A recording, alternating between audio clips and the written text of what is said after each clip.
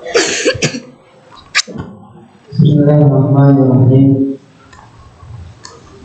Assalamualaikum warahmatullahi wabarakatuh.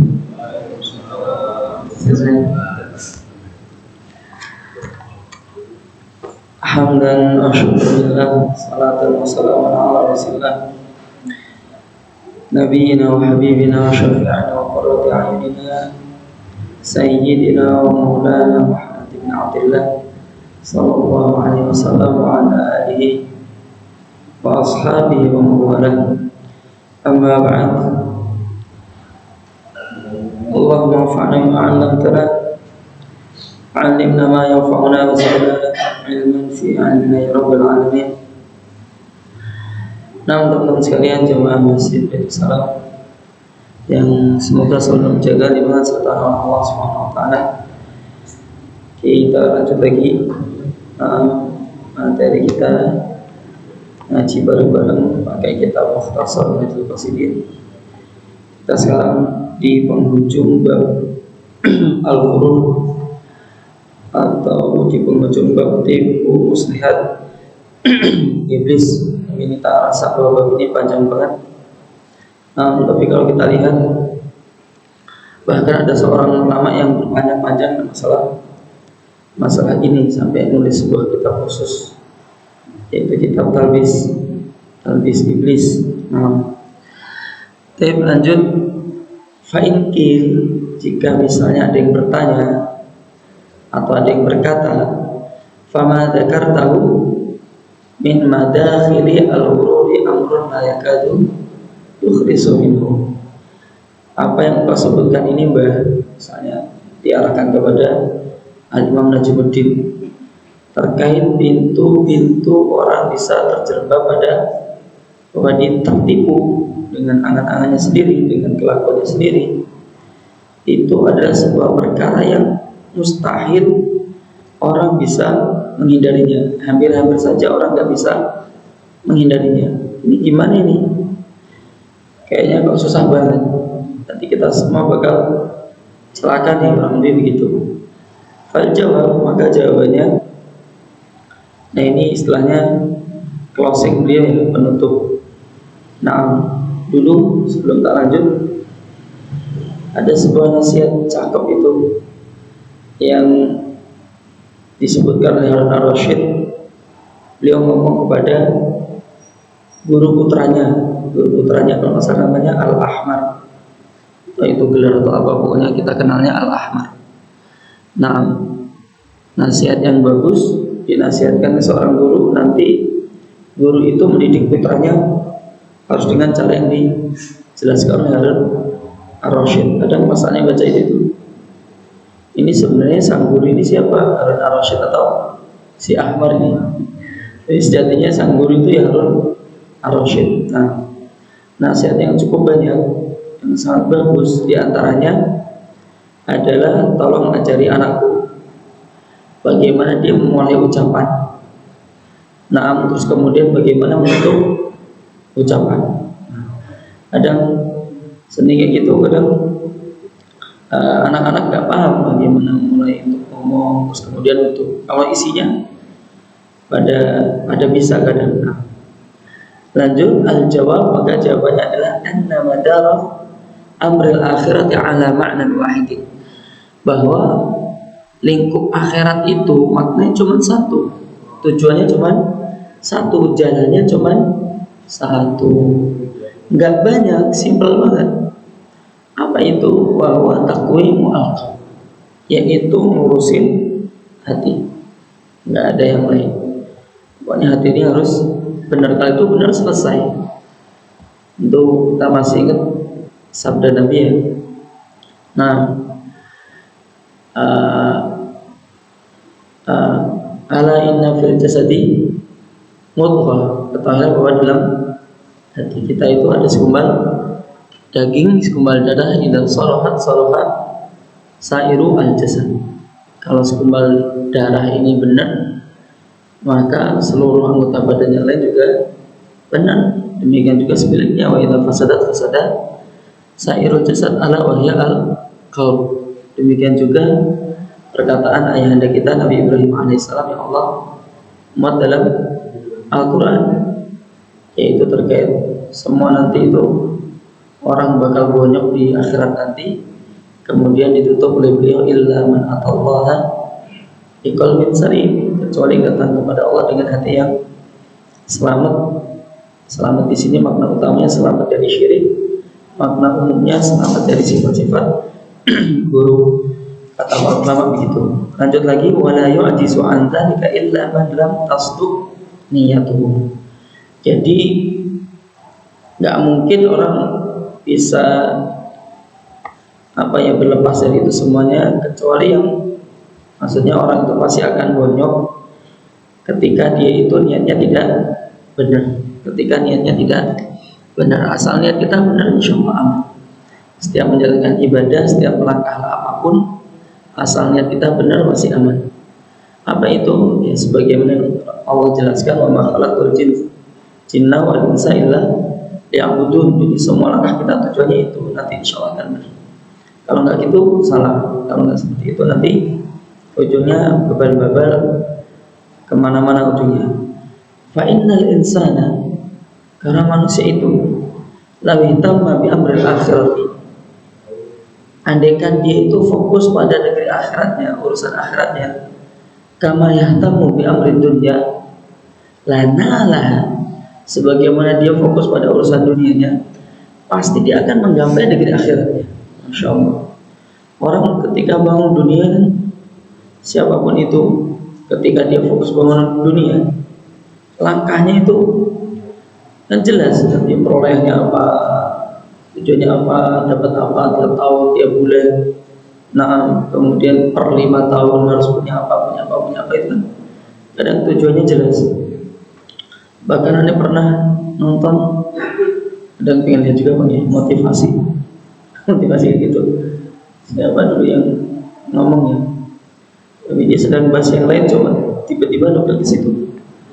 Yang mu'alaf tuh motivator Inggris, pokoknya ngomongnya Inggris lah, nggak tahu orang mana itu. Mu'alaf orangnya botak betul Pak. Bukan botak, mungkin digundul ya. Belakang namanya seperti itu.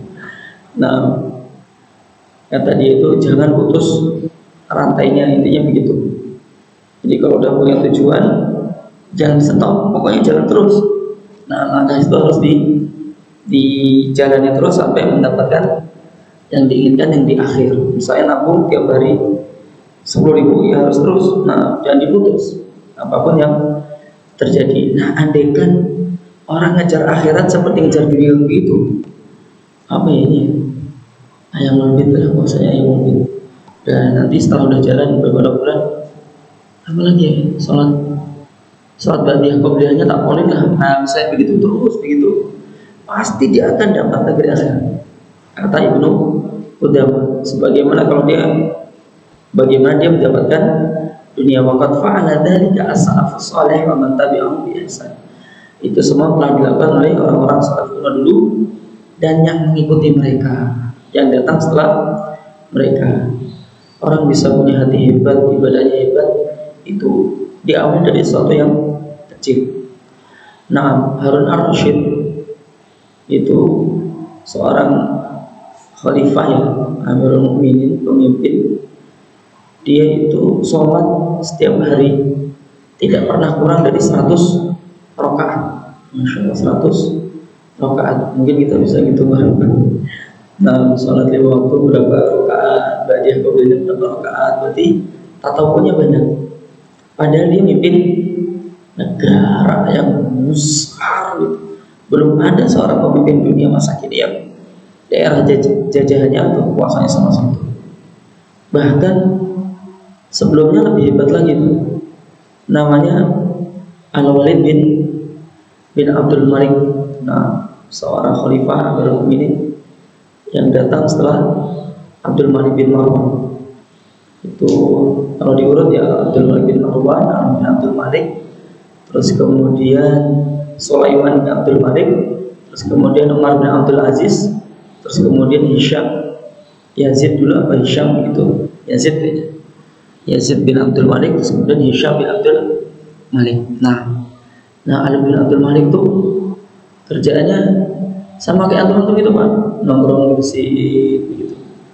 Nah, jadi kumpulnya senangnya di masjid, ngobrol sama orang. Kadang disebutkan dalam al-bidayah itu nasihatin orang, namanya dia khalifah. Karena kadang belanja sayuran, geleng-geleng nih. Padahal kekuasaannya itu luas sekali. Mungkin saat Andalusia dibebaskan, dia nggak kenal dengan panglima perangnya itu, karena terlalu jauh sampai ke dia itu. Bawahnya lagi begitu. Nah, itu pernah ngomong ke salah satu orang, ditanya, itu obrolan biasa, ini bukan untuk sumah-sumahan rian-rian, enggak, memang namanya seorang pemimpin. Kamu menghatapkan Al-Quran itu butuh waktu berapa lama? Kemudian disebut kalau masalah sebulan. Lama sekali. Lama sekali.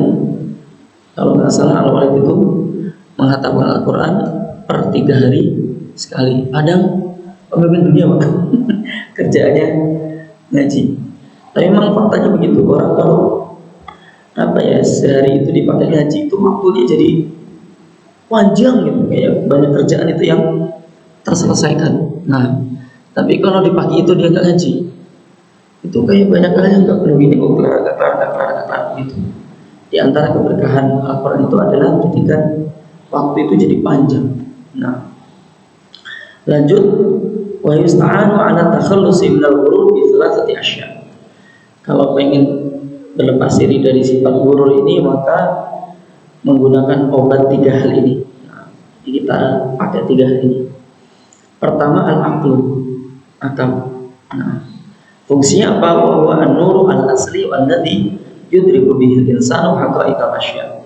Yang mana akal ini adalah cahaya asal, cahaya dasar, yang mana orang itu bisa mengetahui sesuatu terkait hakikatnya. Nah, dia bisa mengetahui hakikat sesuatu apapun dengan akal. Nah, misalnya dulu ada permainan ya, kita megang misalnya kayak dari lidi, terus di sini kasih pemberat ya, digini dulu nggak jatuh ke sini. Itu kan ketika kita seorang pakai akal dia paham. Nah, misalnya orang naik sepeda, kok dia nggak jatuh. Nah, padahal rodanya cuma 2 bukan 4. Nah, itu akal. Pertama dia harus pakai akal. Agama kita agama yang harus pakai akal, bukan sesuatu yang tidak pakai akal, harus pakai akal. Karena memahami syariat butuh akal. Kedua, wal ma'rifah. Nah, ma'rifat maksudnya apa? Allati ya'rifu bihal insanu nafsahu wa rabbahu wa dunyahu akhiratahu. Nah, ma'rifat itu mengenal. Seorang itu harus mengenal dirinya, Allah, dunia dan akhiratnya. Ini sudah kita bahas di pertemuan-pertemuan yang lalu. Nah, terkait hakikat kita jelas, wa makhlukul insa wal jinni la ya'budun. Allah jelas tujuan kita. Dunia, udah panjang lebar kita bahas. Negeri akhirat udah kita bahas. Wa fi kitabil mahabbah, dalam bab terkait mahabbah sudah lewat juga. Wa syarhi ajaibil qalb, dan penjelasan tentang keajaiban hati. Nah, ini juga sudah kita bahas. Yang intinya hati kita itu ibarat benteng. Nah, yang setan pengen nyerang kita, wa tafakkur, dan bab tafakkur, wa kita bersyukri, dan bab syukur, wa kita bersyukri isyaratu ila wasfin nafs. Itu ada sedikit pembahasan terkait sifat tentang jiwa, hati orang itu bagaimana dia. Orang harus mengenal hatinya. Nah, kalau nggak mengenal hati gawat. Wa wasfi jalalillahi subhanahu wa ta'ala, dan pembahasan tentang Allah subhanahu wa ta'ala. Nah, berarti nggak perlu kita ulang, nanti intinya ada di sini insyaallah. Wa yasta'inu ala ma'rifatid dunya wal akhirati bima dzukira fi kitab dzamid dunya. Dan untuk mengenal sifat hakikat dunia dan akhirat itu ada di bab terkait tercelanya dunia. Ini dulu babnya juga panjang ya, nggak perlu kita ulang lagi. Wa kita bidzikril maut, untuk paham akhirat ya di bab tentang mengingat kematian. Dulu itu Zaman dulu sampai ada ulama bikin replika kuburan di rumahnya, bukan kuburan benar, bukan bermaksud untuk disembah, itu enggak, replika aja. Nah, mungkin naruh batu gitu. Nah, biar mengingat dia tentang kematian. Nah, tapi bahas kematian itu juga tidak semua tempat tepat, itu tidak semua tempat tepat. Misal orang lagi acara resepsi pernikahan, nah terus kemudian Pak Ustadznya, Pak Kiainya itu nasihatin tentang kematian, ya nggak pas ini lagi mau seneng-seneng, nah dibahas tentang kematian. Lanjut, wa faidah husilat hadhil ma'arif, ketika ma'rifatun nafsi, ma'rifatun dunya, ma'rifatullah, ma'rifatul akhirat ini sudah didapatkan. Nah, apa yang terjadi? Sara minal qalbi bi ma'rifatillahi hubbullah. Maka ketika seorang mengenal Allah, akan muncul dalam hatinya itu dia cinta kepada Allah. Memang harus mengenal Allah. Paling mudah itu melalui takdir, Pak. Takdir yang sudah terjadi pada kita. Lihat, kita cermati yang indah semua. Bahkan sesuatu yang terlihat buruk itu hakikatnya indah, mungkin kita belum tahu. Untuk menentukan ciptaan ada daftar Libya belum ya? Dulu waktu ada daftar Libya awal-awal itu nggak diterima, Pak, nggak keterima. Itu salah ada juga. Jadi singkat cerita, Ani ikut, boleh nggak? Mudah-mudahan bukan aib. Ani ikut lomba, kan dulu di pesantren senang di bahasa Arab, Indo bahasa Arab. Terus ada lomba, semacam lomba bahasa Arab dibikin daurah gitu selama 2 pekan di daerah namanya Paciran di Jawa Timur, di pesantrennya Pak Ustadz Abdul Karim Zain. Pesantrennya indah. Jadi pesertanya dari pesantren-pesantren Jawa Timur, perwakilan begitu. Nah, dari Gontor ada, tapi bukan perwakilan, ikut aja, bukan perwakilan. Bahkan dari Al-Amin Madura ada, itu kan pesantren Masya Allah, yang punya Wadi Mubarak itu alumni situ. Ustaz siapa Didi itu ya, Masya Allah, yang sekarang bikin cabang di luar negeri sekarang. Kemudian dari mana-mana banyak. Nah, singkat cerita, ketika dinilai di akhir itu Afan bukan berhasil, semua atau lihat Qadarullah nomor 3. Wah, lumayan jumawa, namanya bocah ya, masih usia belasan, itu kan nggak boleh sebenarnya. Maka setelah itu daftar Libya, pede sekali. Pede sekali. Nah, singkat cerita, ketika tes tulis itu rasa sombong itu ada. Hati-hati dengan sifat sombong itu mencelakakan, pokoknya Bapak jangan deh. Nah, ketika tes, Ustadz yang di depan itu orang Sudan, ngomong masih penjelasan gitu. Tiba-tiba di akhir dia ngomong gini, setelah menjelaskan, "Fahimtu?" "Lah Ustadz," banding ngomong lah. Dalam hati aneh, nanti kalau nggak paham gitu, ngapain daftar Libya? Belajar lagi lah. Dalam hati kan nggak boleh gitu. Nah, sehingga cerita, pas ngerjain soal itu dia ngomong, kalau nanti aku belum ngomong pegang pulpen nggak boleh. Ya udah, instruksi tak jalankan benar. Sehingga cerita tes pertama itu aswal, dengerin suara, dengerin huruf hijaiyah dibaca kasrah. Nanti pilihan gandanya itu misalnya di dan the kayak gitu, nanti terus kita lingkari begitu, bukan disilang.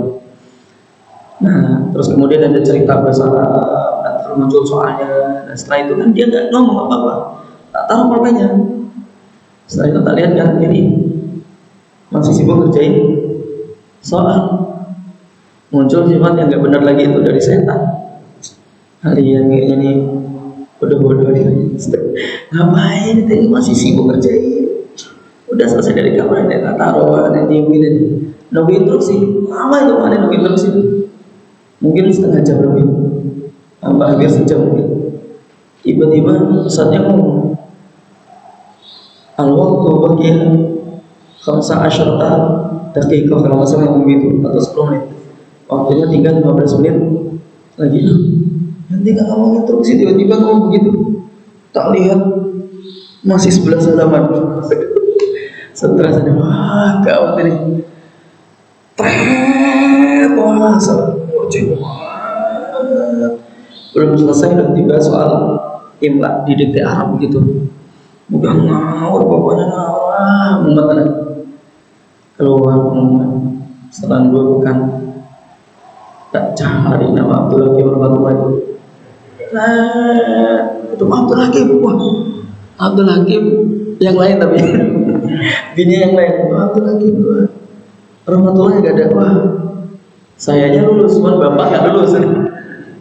Soalnya nama bapak gak ada, nama saya gak ada soalnya. Akhirnya udah gagal. Masya Allah itu bingung banget itu, gak mungkin pulang malu. Itu jalan di Cililitan itu kan per 8 atau per 10 itu jalan ramai gitu kan di Jakarta Timur. Karena ini tinggal di daerah situ dekat Bandara Halim. Itu jalan di tengah, tabrak mati-mati. Tapi sekali lagi teman-teman, itu kan takdir Allah, walaupun karena kesalahan kita. Takdir Allah itu sebenarnya pasti baik. Dan aneh masih gak percaya nama aneh gak ada. Karena yang gak jelas waktu daurah itu, waktu lomba besar itu keterima semua. Masa nama aneh gak ada, sehingga besok aneh datang lagi untuk melihat lagi. Tak ulang semua tempelan tak ini, tak baca semua, padahal tempelan itu diulang-ulang gitu. Ditaruh di beberapa tempat biar gak berdesak-desakan. Memang benar-benar gak ada. Nah terus tiba-tiba ada seorang kawan di situ ngomong, Kim ikut aku ya. Nah kawan ini panjang ceritanya Pak, dia curang sebenarnya. Jadi dia tes masuk ke dia sudah diterima di tempat lain, sudah ada ikatan dinas itu harus menyelesaikan pendidikan, akhirnya dia bisa keluar atas nama Allah. Dia takut banget kalau disebut nama Allah, takut banget. Tapi dia ikut tes Libya, ternyata dia jadi joki gitu loh Pak, untuk adiknya. Udah panjang ya, karena diajak dia ikut sekolah di Bogor. Sekolah di Bogor di Alam Sunnah. Nah kemudian ada peristiwa 11 September apa itu ceder gitu loh, yang WTC itu bubar asli pesantrennya, terus ada daftar Libya lagi yang berikutnya keterima. Nah di situ itu ternyata materi Libya yang 2 tahun di press out, dan aneh dapat ustaz dari Yaman itu kan Arabnya masih asli, ada 3 tinggal di pesantren, main bola sama dia, ngobrol sama dia, sebagainya. Masya Allah, aneh ambil manfaat lebih banyak daripada di Libya. Tahu banyak hal, diajarin ilmu tafsir, diajarin gitu. Jadi setelah setahun itu pondok bubar itu aneh pindah ke Libya.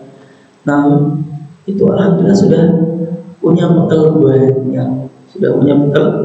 banyak, sehingga belajar belajar materi-materi awal Libya itu enteng gitu. Jadi aneh bisa menyibukkan diri di perpus atau di tempat-tempat yang lain. Nah dan itu lebih manfaatnya lebih banyak. Nah ini contoh bahwa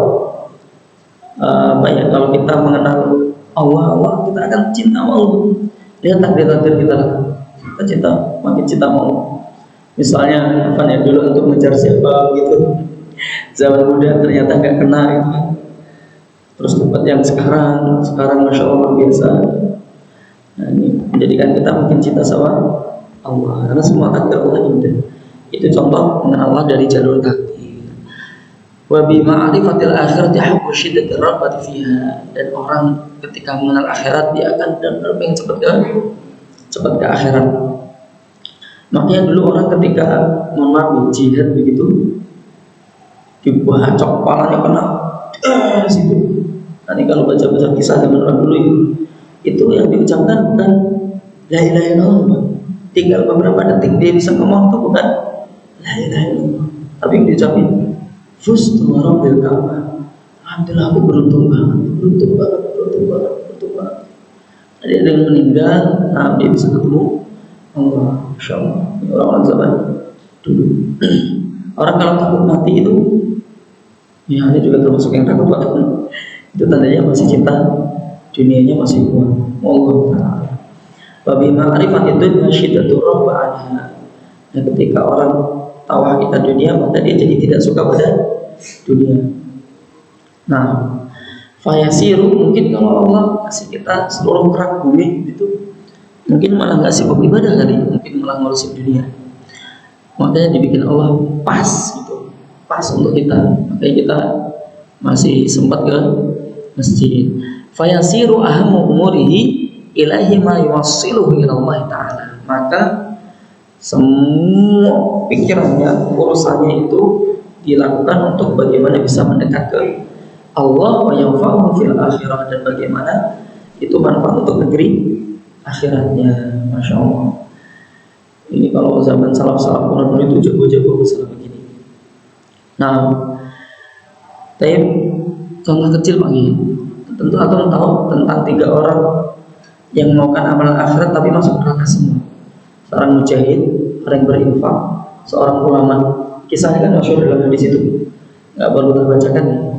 Itu kata Ustaz Ana Imran Rosyadi rahimahullah taala, alumni Madinah ya. Beliau kan memang jurusannya hadis. Salah satu perawi hadis itu ketika meriwayatkan itu baru baca sesi pertama, seorang mujahid mati malah masuk neraka. Itu langsung pingsan saat itu. Karena di otaknya nggak masuk akal. Gimana mungkin orang melakukan halal akhirat kok tujuannya dunia? Nggak masuk akal di dia. Bisa. Terus setelah si Uman meriwayatkan yang kedua itu, orang yang sedekah karena dunia, karena pengen diuji, pingsan lagi, pingsan sampai 3 kali. Lihat orang dulu itu hatinya bisa gitu ya. Itu ya mungkin latihan dari hasil latihan mujahadah kalau istilah Ibnu Qudamah. Wa idza khalabat hadhihi al-iradatu ala qalbin, andaikan jika keinginan menggapai akhirat itu menguasai hati seseorang, pasti sahat niyatu fil umuri kulliha. Pasti semua niatnya dalam semua urusan benar. Nasihatin orang pasti tujuannya gak jatuhin orang, pasti maksudnya benar. Baik sama orang lain pasti tujuannya bukan untuk dipuji atau untuk mendapatkan sesuatu dari dia, pasti niatnya benar. Kalau tujuannya akhirat, wantafa'an kullu, semua bentuk tipu musnah iblis pasti akan menghilang. Satu kali ini lagi. Nah, fa idza qaraba hablullah ta'ala ala qalbihi ma'rifatihi bihi wa bi nafsihi, andaikan kecintaan dia itu kepada Allah mengalahkan hatinya, menyelimuti hatinya. Nah, tapi bi ma'rifatihi bihi wa bi nafsihi, yaitu untuk mengenal Allah dan mengenal dirinya, mengenal jiwa kita. Wa hatta ja'al amri tsalits, maka dia butuh hal yang ketiga. Nah, kalau sudah itu sudah kita paham ya, orang kalau nggak kenal hakikat dirinya rusak. Nah, tapi ya, hakikat kita ini cuma seorang budak. Contoh kayak ucapan Nabi itu, kata Nabi itu, ma akal tumut takiah, aku nggak pernah makan dengan cara bersandar.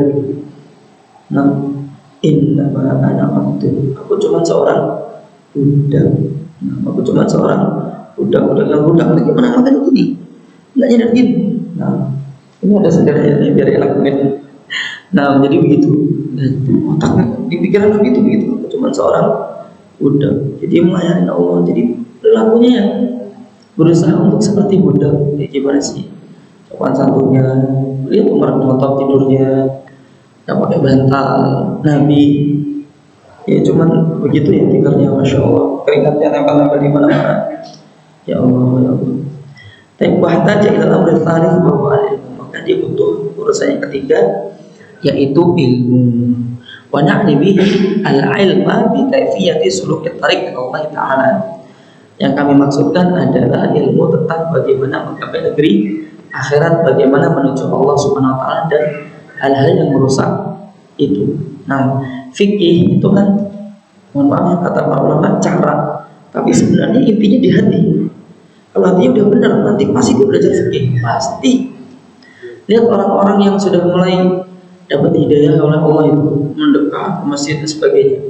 Dia ketika muamalah kan nanya, ini riba enggak, ini riba enggak, ini riba enggak. Tapi kalau hatinya belum beres, diajarkan riba, enggak bakal masuk.